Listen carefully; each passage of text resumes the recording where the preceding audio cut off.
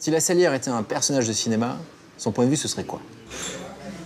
Et Merleau-Ponty va essayer de nous éclairer là-dessus, sur cette question du point de vue. Il nous dit être humain, c'est avoir un point de vue et c'est plus particulièrement être au monde. Au monde, ça veut dire n'être pas simplement dans le monde, comme un objet parmi d'autres, comme une chaise, une table, une tasse de café. Vous n'êtes pas non plus hors du monde, au-dessus, comme un esprit, un pur esprit, un dieu, un ange qui circulerait autour de tout ça sans y participer. Être au monde, c'est être les deux à la fois. Être à la fois un esprit et un corps, de manière indissociable, et être un esprit, pour ainsi dire, jeté dans le monde. Et que nous explique Maurice Merleau-Ponty? C'est que ça, c'est difficile à expliquer, c'est difficile à comprendre avec des mots. Et au cinéma, vous pouvez le comprendre sans effort, puisque le cinéma, en permanence, vous montre le point de vue de quelqu'un sur le monde. Et si on revoit cet extrait de La mort aux trousses, vous avez, voyez, le personnage A voit ça, le personnage B voit ça, l'un n'est pas l'autre. Mais premier problème, lorsqu'on élargit le plan et qu'on a les deux personnages en même temps dans le plan, c'est le point de vue de qui? Bonjour. Une limite tout de même de ce que dit Merleau-Ponty. Donc c'est un peu tôt pour le critiquer, hein. Il faudrait commencer par le lire, mais tout de même, et c'est Gilles Deleuze qui organise ce débat entre Merleau-Ponty et Bergson, entre la phénoménologie et la philosophie de Bergson. Il nous dit la chose suivante, il dit Merleau-Ponty ne va pas assez loin.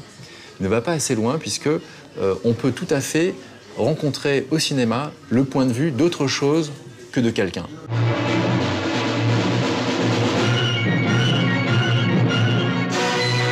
Qu'est-ce qu'on voit?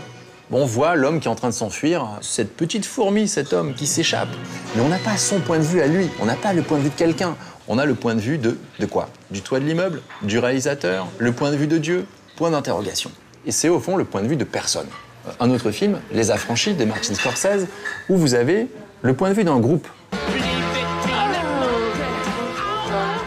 On sait bien que dans la réalité, il n'y a jamais le point de vue d'un groupe, mais au cinéma, c'est possible de montrer ce que voit un groupe.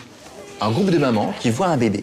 Et ensuite, qu'est-ce qu'on a? Contre-champ, on a le point de vue du bébé. Je mettais tout le monde à contribution. Même notre ancienne babysitter, Lois Bird.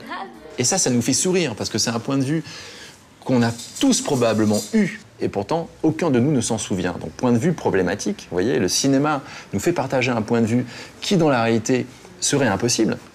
Alors, qu'est-ce que c'est un point de vue impossible dans la réalité? C'est le point de vue de l'autre, hein, évidemment. Si vous êtes en train de faire l'amour, vous êtes peut-être persuadé d'être une bête de sexe, mais il faudrait avoir l'avis de l'autre. Alors, il suffit pas de lui demander, parce qu'il vous répondra peut-être pas, il faudrait avoir son point de vue. Il faudrait être au cinéma. On peut aller encore plus loin avec Oliver Stone, dans le film Tueur né.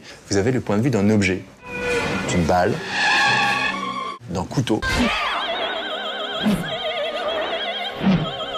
Qu'est-ce qu'on vient d'expérimenter? Ce que Gilles Deleuze appelle une fluidification de la perception. Pourquoi une fluidification? Parce que ça vous détache des conditions naturelles de la perception.